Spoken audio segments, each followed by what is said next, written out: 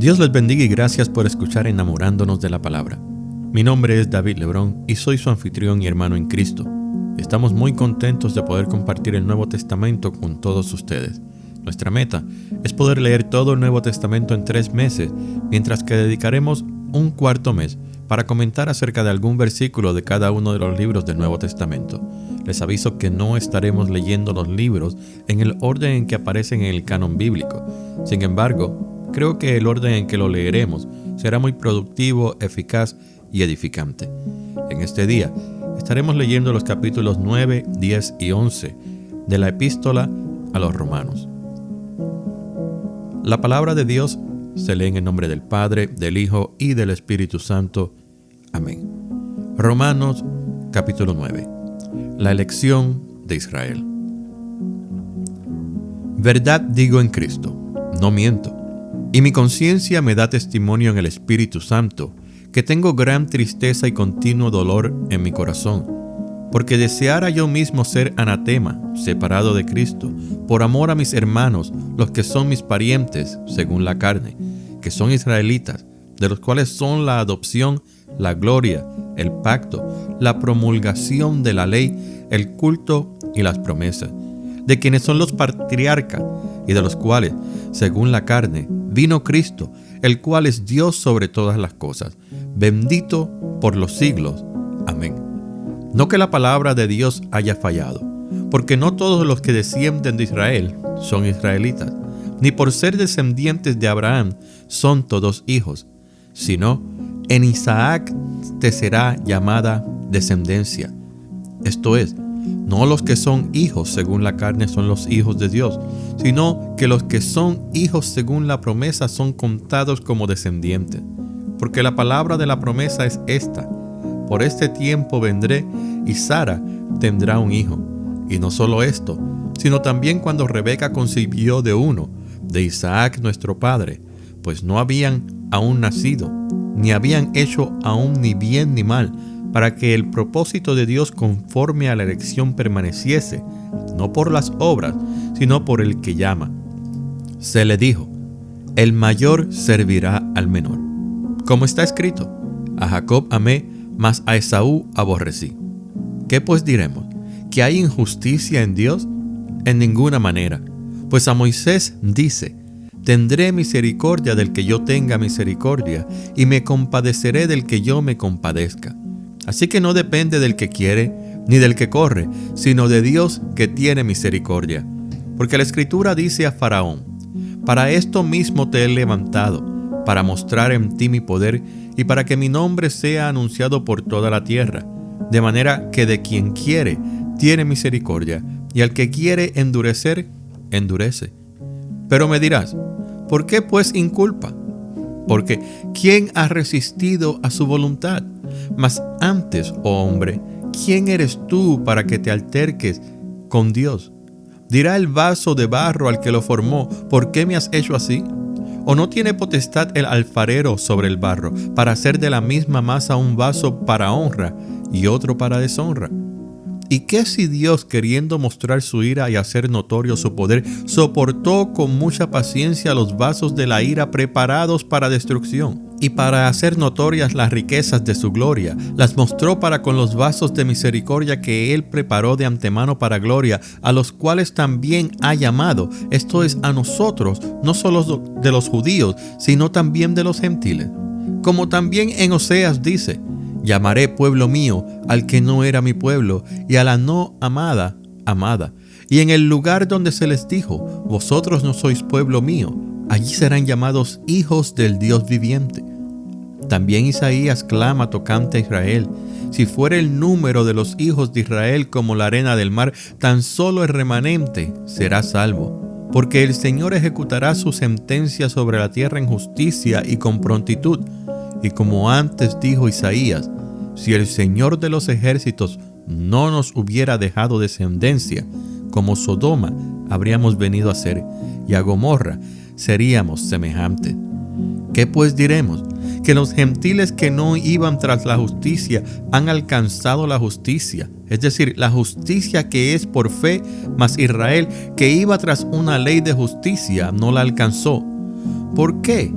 porque iban tras ella no por fe, sino como por obras de la ley, pues tropezaron en la piedra de tropiezo, como está escrito: He aquí, pongo en Sión piedra de tropiezo y roca de caída, y el que creyere en él no será avergonzado. Hermanos, ciertamente el anhelo de mi corazón y mi oración a Dios por Israel es para salvación, porque yo les doy testimonio de que tienen celo de Dios, pero no conforme a ciencia, porque ignorando la justicia de Dios y procurando establecer la suya propia, no se han sujetado a la justicia de Dios, porque el fin de la ley es Cristo, para justicia a todo aquel que cree. Porque de la justicia que es por la ley, Moisés escribe así: el hombre que haga estas cosas vivirá por ellas. Pero la justicia que es por la fe dice así: no digas en tu corazón quién subirá al cielo. Esto es para traer abajo a Cristo. O quién descenderá al abismo. Esto es para hacer subir a Cristo de entre los muertos. Mas, ¿qué dice? Cerca de ti está la palabra, en tu boca y en tu corazón.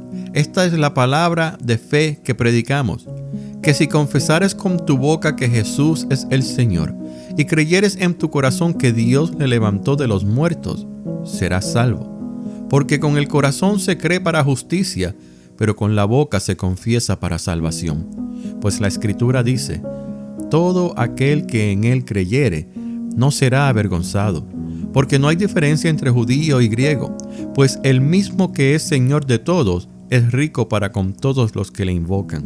Porque todo aquel que invocare el nombre del Señor será salvo. ¿Cómo pues invocarán a aquel en el cual no han creído? ¿Y cómo creerán en aquel de quien no han oído? ¿Y cómo oirán sin haber quien les predique? ¿Y cómo predicarán si no fuesen enviados? Como está escrito: cuán hermosos son los pies de los que anuncian la paz, de los que anuncian buenas nuevas. Mas no todos obedecieron al evangelio.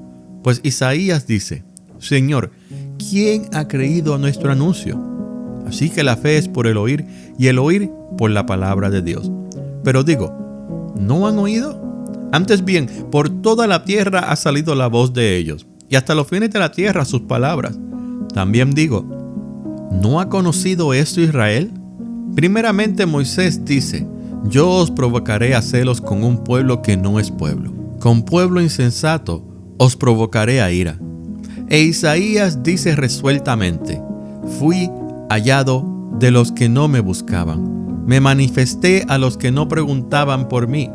Pero acerca de Israel dice: todo el día extendí mis manos a un pueblo rebelde y contradictor. Capítulo 11. El remanente de Israel. Digo pues, ¿ha desechado Dios a su pueblo? En ninguna manera, porque también yo soy israelita, de la descendencia de Abraham, de la tribu de Benjamín. ¿No ha desechado Dios a su pueblo, al cual desde antes conoció? ¿O no sabéis qué dice de Elías la Escritura? ¿Cómo invoca a Dios contra Israel diciendo: Señor, a tus profetas han dado muerte, y tus altares han derribado, y solo yo he quedado, y procuran matarme? Pero, ¿qué le dice la divina respuesta? Me he reservado 7,000 que no han doblado la rodilla delante de Baal. Así también, aún en este tiempo, ha quedado un remanente escogido por gracia. Y si por gracia, ya no es por obras. De otra manera, la gracia ya no es gracia. Y si por obras, ya no es gracia. De otra manera, la obra ya no es obra. ¿Qué pues?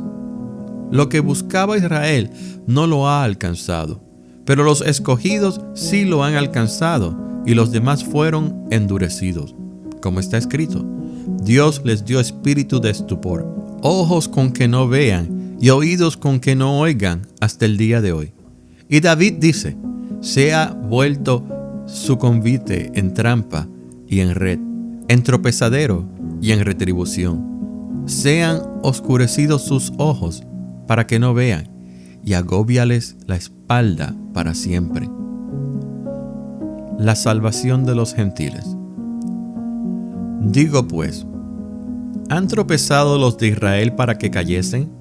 En ninguna manera, pero por su transgresión vino la salvación a los gentiles para provocarles a celos. Y si su transgresión es la riqueza del mundo y su defección la riqueza de los gentiles, ¿cuánto más su plena restauración? Porque a vosotros hablo, gentiles, por cuanto yo soy apóstol a los gentiles, honro mi ministerio, por si en alguna manera pueda provocar a celos a los de mi sangre y hacer salvos a algunos de ellos. Porque si su exclusión es la reconciliación del mundo, ¿qué será su admisión, sino vida de entre los muertos? Si las primicias son santas, también lo es la masa restante, y si la raíz es santa, también lo son las ramas. Pues si algunas de las ramas fueron desgajadas, y tú, siendo olivo silvestre, has sido injertado en lugar de ellas, y has sido hecho participante de la raíz y de la rica savia del olivo, no te jactes contra las ramas. Y si te jactas, sabe que no sustentas tú a la raíz, sino la raíz a ti. Pues las ramas, dirás, fueron desgajadas para que yo fuese injertado. Bien, por su incredulidad fueron desgajadas, pero tú por la fe estás en pie. No te ensoberbezcas, sino teme. Porque si Dios no perdonó a las ramas naturales, a ti tampoco te perdonará. Mira pues la bondad y la severidad de Dios. La severidad ciertamente para con los que cayeron, pero la bondad para contigo, si permaneces en esa bondad, pues de otra manera tú también serás cortado. Y aun ellos, si no permanecieren en incredulidad, serán injertados, pues poderoso es Dios para volverlos a injertar. Pues si tú fuiste cortado del que por naturaleza es olivo silvestre, y contra naturaleza fuiste injertado en el buen olivo, ¿cuánto más estos que son las ramas naturales serán injertados en su propio olivo? Porque no quiero, hermanos, que ignoréis este misterio, para que no seáis arrogantes en cuanto a vosotros mismos, que ha acontecido a Israel endurecimiento en parte, hasta que haya entrado la plenitud de los gentiles. Y luego todo Israel será salvo, como está escrito: vendrá de Sión el libertador, que apartará de Jacob la impiedad, y este será mi pacto con ellos, cuando yo quite sus pecados. Así que, en cuanto al evangelio, son enemigos por causa de vosotros, pero en cuanto a la elección, son amados por causa de los padres, porque irrevocables son los dones y el llamamiento de Dios. Pues como vosotros también en otro tiempo erais desobedientes a Dios, pero ahora habéis alcanzado misericordia por la obediencia de ellos, así también estos ahora han sido desobedientes, para que por la misericordia concedida a vosotros, ellos también alcancen misericordia. Porque Dios sujetó a todos en desobediencia, para tener misericordia de todos. Oh profundidad de las riquezas de la sabiduría y de la ciencia de Dios, cuán insondables son sus juicios e inescrutables sus caminos. Porque ¿quién entendió la mente del Señor? ¿O quién fue su consejero? ¿O quién le dio a él primero para que le fuese recompensado? Porque de él y por él y para él son todas las cosas. A él sea la gloria por los siglos. Amén. No cabe duda de que el pueblo de Israel fue grandemente bendecido al ser elegido como el pueblo de Dios, al ser el pueblo al cual Dios se refiere como la niña de sus ojos. Pero el pueblo de Israel no supo valorar lo que esto significaba. Ellos en realidad no entendieron qué tan grande era la bendición de ser el pueblo de Dios, de tener a Dios como su rey, como su gobernador, sino que constantemente, desde el momento en que ellos fueron liberados de la mano opresiva de Faraón, ellos se quejaron en contra de Dios y constantemente miraban hacia atrás, añorando esos tiempos en que vivían en Egipto.